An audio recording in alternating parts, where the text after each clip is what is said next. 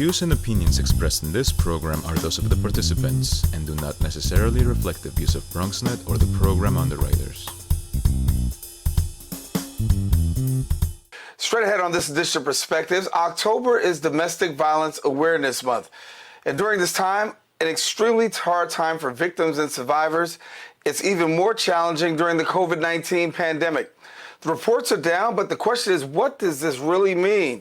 That's coming up on this edition of Perspectives with yours truly, Daren Jaime.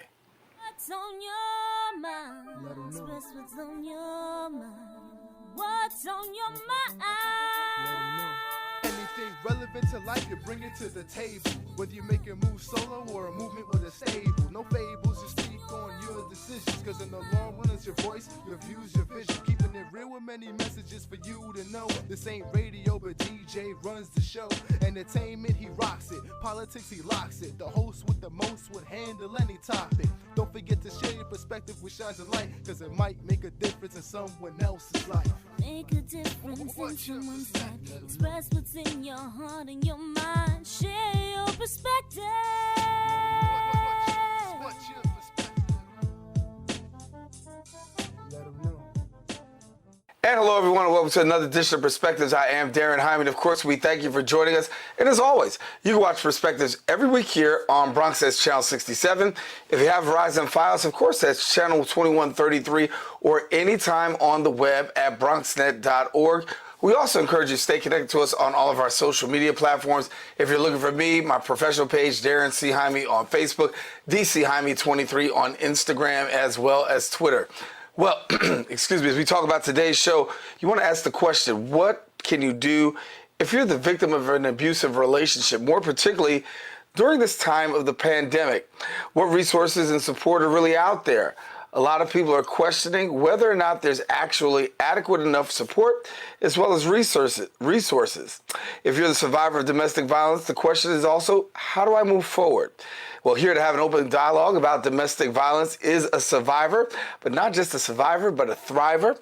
She's the founder of Sunshine in My Living Room, whose mission is to speak up against domestic violence by supplying information as well as inspiration and empowerment. She's a domestic violence educator and certified as an education training provider in the area of domestic violence, certified by the New York State Department of Health Rape Crisis Advocate, and in 2017, she was also recognized as a New York City advocate by the New York City Mayor's Office to end gender-based and domestic violence. She's also authored a book, and we are glad to have her sharing with us. Please welcome Doreen Lesane, who is here with us. And Doreen, good to have you.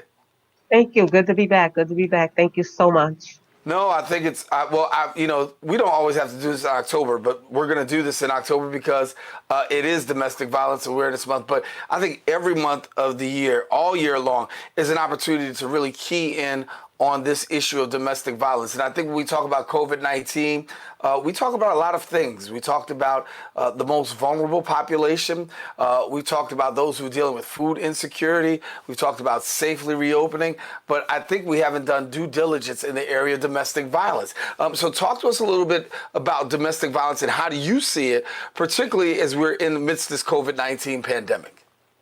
I think the first thing I want to say is that there's a misconception that some people think that the pandemic caused domestic violence in those households where it's happening, and that's not the truth. What it has done is that it has exposed it and even exacerbated. You see, when that order to stay home and stay safe was put out, I recognized that that was for us to stay home and stay safe from a virus that we had no information about. However, it did not take into account those that are dealing with domestic violence. So now you're talking about stay home, stay safe, quarantine.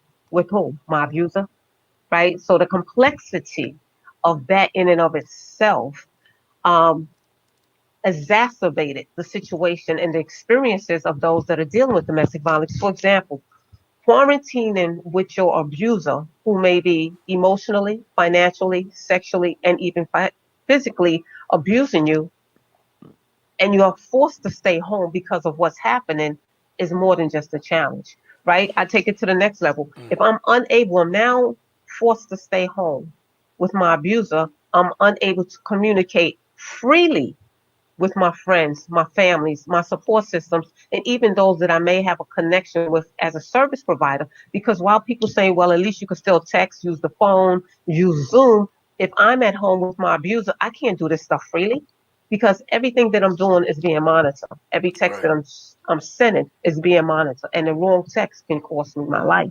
Right. So most people don't think about the challenges that people who are dealing with domestic violence is facing outside of COVID-19 in and of itself. Take a person who's self-isolating, but not self-isolating, but in isolation with the person who's abusing them, and now they have been physically harmed and they have sustained injuries. Am I going to go to the hospital? I may not go to the hospital, not because I'm afraid of what this person has done to me, but I'm afraid of catching the virus. So there's so many different nuances to domestic violence. And then when you're talking about reporting, who am I going to report it to? Yeah, well, let me jump here because I think you said something that really triggered something within me. You said when you have a domestic violence victim who is living with that abuser, I'm not going to call. I'm not going to text. I'm not going to make myself known that I'm in this situation because potentially, as you said, the worst of consequences is I could possibly lose my life. But what you did say is, with given that, when it comes to reporting, the numbers probably are going to go down because if I'm living with the person, there's no way I'm going to report a person that I'm actually living with. So talk to me about the numbers and what we're seeing, because some people will say, oh, we're seeing a modicum of success. But given what you just said right here, that's not necessarily true. It's not true because it's not that I won't report, it's that I can't report. If I'm living at home with somebody who's abusing me, right, who's controlling my every move, my everything, how can I report this? Listen, I've worked with women who could not even use the bathroom. Like they go to the bathroom door had to stay open, and the person was standing at the bathroom watching them use the bathroom. So now you take COVID-19, and I'm at home with the person who's abusing me. I can't go inside the bathroom and text for help. So it's who do they report to, right? How do they access the services that, although they were there, they were also close to in person? So how do I have virtual services when I'm in a position where I can't communicate again freely? And so that's a big misconception. People think that people who are being abused have this free will and they have options and they have choices to do things. They do under normal circumstances. But because they are in a relationship with somebody who's abusing them, those options have been removed from them. And when we talk about options being removed, obviously, a lot of people were looking forward to having the opportunity of being able to reach out, to talk to somebody, to extend during a time when they could be facing or dealing with domestic violence. Given the fact that you're staying at home with a possible abuser, that's not necessarily the case as well. But talk to me about the unheard message, if you will, of domestic violence victims during COVID. What should we be hearing, or what is that unheard message? Unheard message from the families that I've been working with over the past 6, 7 months basically is that they don't feel heard. It doesn't matter. There's a lot of scrutiny being placed on homelessness, like you said earlier, the food insecurities, the students going back, not having enough tablets, all of these different things, opening safely, social distancing, PPE, but there's not that same level of messaging, public messaging going across and going out into the communities that we understand there are people that are in situations that are not healthy. We understand that people are being abused.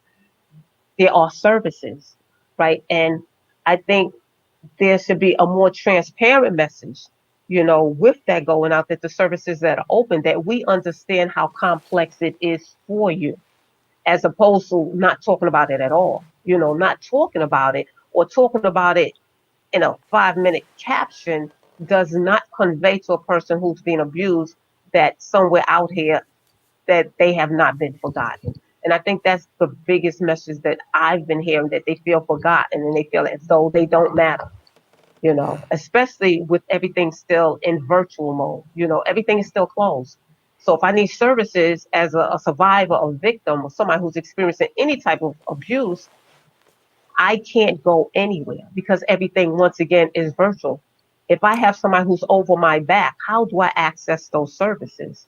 right? If I get brave enough, courageous enough, because most people think courage is about being big and strong. No, courage is acting in the face of your fears, right? And so if I become courageous enough to escape, where am I going?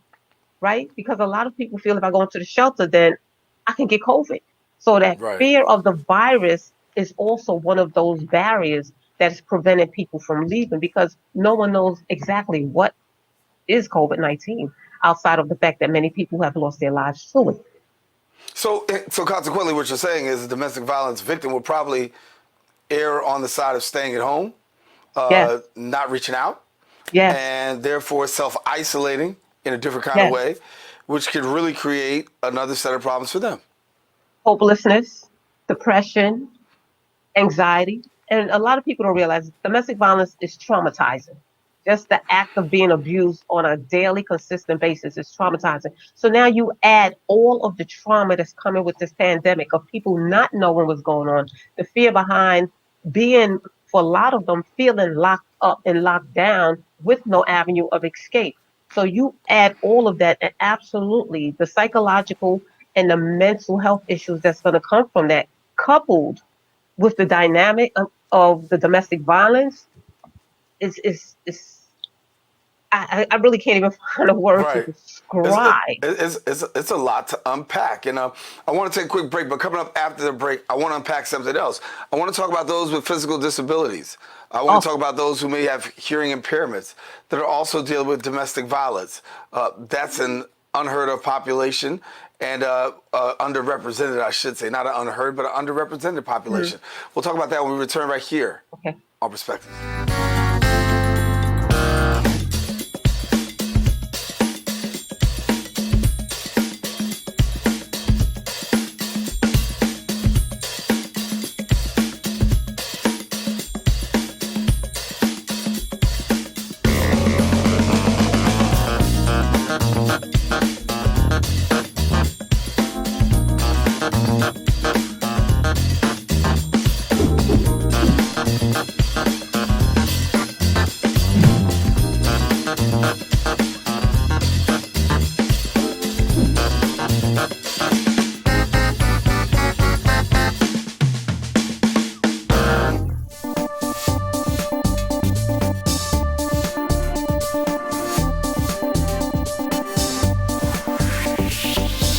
And welcome back here. Daren Jaime here with you on Perspectives. Our topic of conversation, domestic violence awareness. October is Domestic Violence Awareness Month, and certainly we want to pay attention to domestic violence and really bring you the necessary things that people ought to be talking about.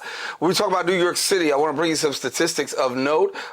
Police made nearly 17,000 radio runs involving domestic violence incidents this past March, an estimated 10% increase from the previous year. However, the number of reported domestic violence crimes dropped by similar percentage margins according to NYPD data. And so, Doreen, when we talk about this and we hear these numbers, they're saying something, but at the same time, they're not saying something. So what they're saying is that the number of reports have dropped. I think a lot of that is, and so this is just me, my observation and dealing with the families I've been dealing with. I think a lot of the reporting has dropped because of this anti-police culture.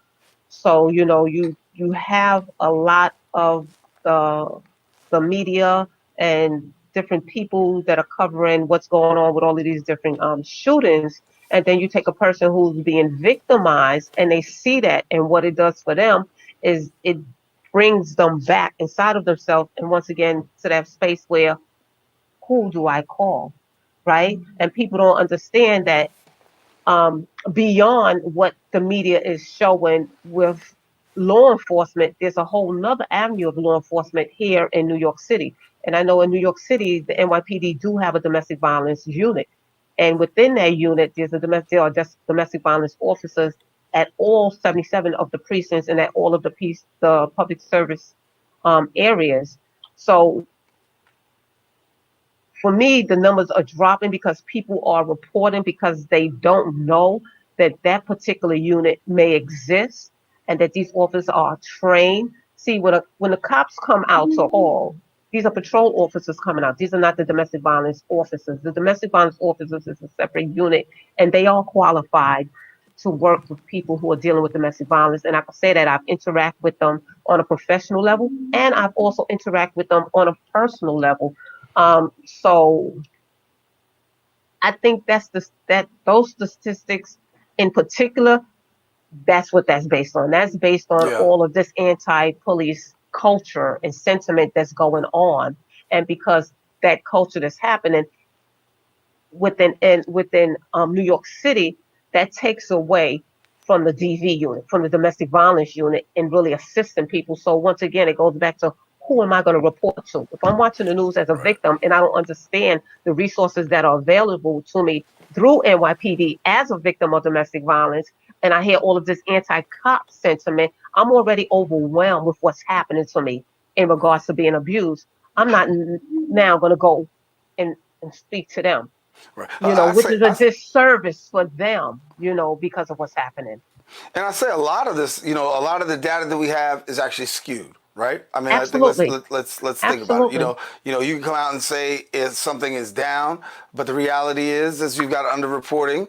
Even when it comes to COVID, I think America has gotten away from the understanding that the CDC was the ones who were pretty much reporting the COVID cases. This administration, this presidential administration, has actually taken the reporting out of the hands of the CDC, and so we have no clue as to the real accuracy as to what's going on amidst COVID. And as you talk about domestic violence, absolutely the same thing. We don't really know in terms of some real numbers. We know some things are happening, but we don't have necessarily real numbers. But clear this up for me. When we talk about the people who are in communities of disability, when we talk about the hearing impaired, this is an underrepresented population who has to deal with domestic violence. What are you hearing with regards to this particular population in the wake of all that's going on? So it's ironic or funny that you not ha ha he funny that you asked me that question. I'm actually working with a family now, a mom with one child, and she's actually in a wheelchair. Her greatest barrier is that her court date has been postponed indefinitely. Right, and she's still being harassed by this particular person, sort of stalk. But the thing with the stalking is that stalking, which used to be a felony under the Bail Reform Act, is now a misdemeanor, right? So that puts her in a position of now, what do she do when she can't get her services because her court date has been interrupted by COVID-19? And so when you look at the population, the deaf, those in wheelchairs or suffering or dealing with any type of disabilities or special needs, absolutely, once again, their services are very limited because they are virtual, right? And they don't have that in-person access. And a lot of times, in-person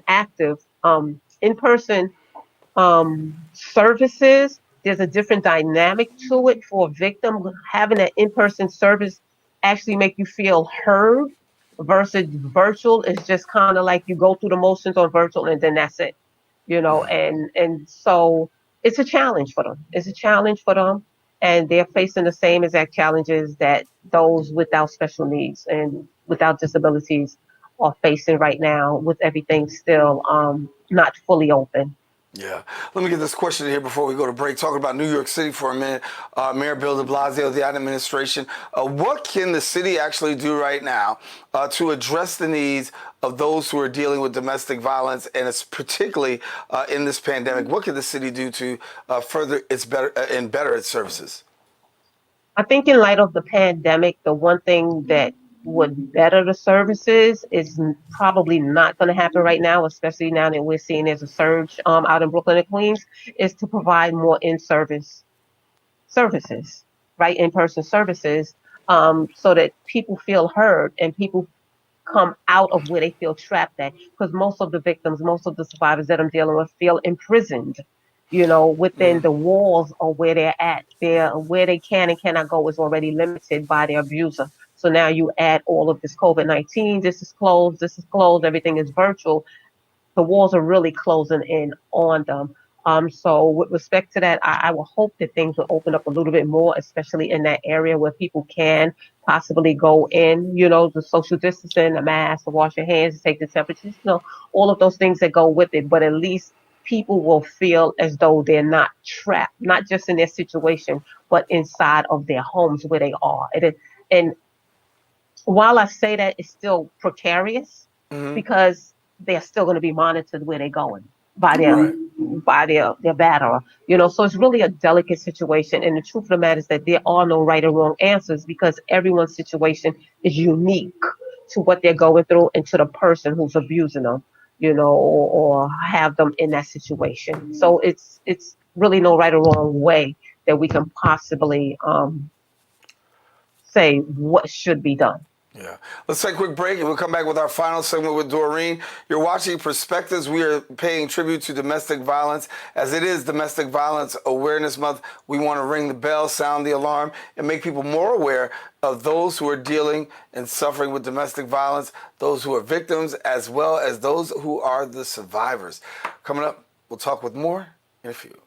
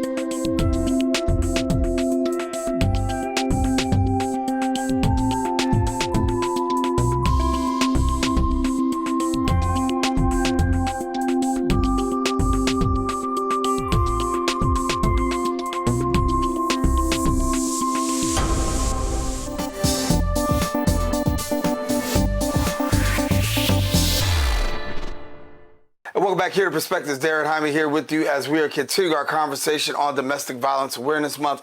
And Doreen has been a wonderful, wonderful asset in shining the light and helping us to understand more about domestic violence and bringing some awareness. Doreen, let me talk again about survivors, victims, or I should say survivors and victims. The way that people do become survivors is, of course, getting counseling and getting the necessary help.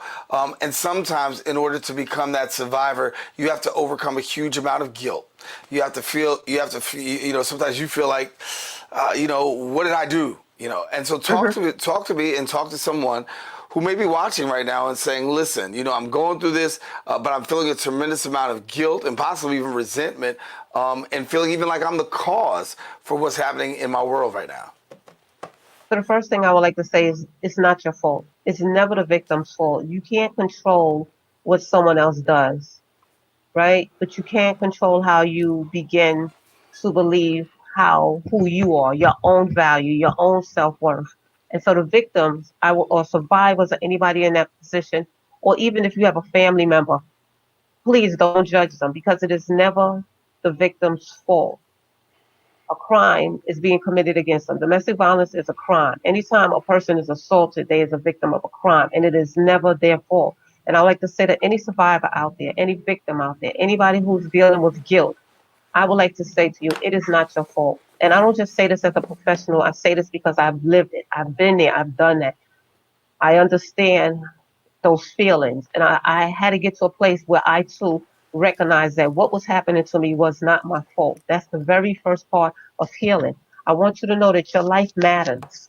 I want you to know that your voice matters. I want you to know that I don't care how things seem right now during COVID-19 pandemic, stay home, social distance, you still matter to us out here. There are still service providers out here doing the work.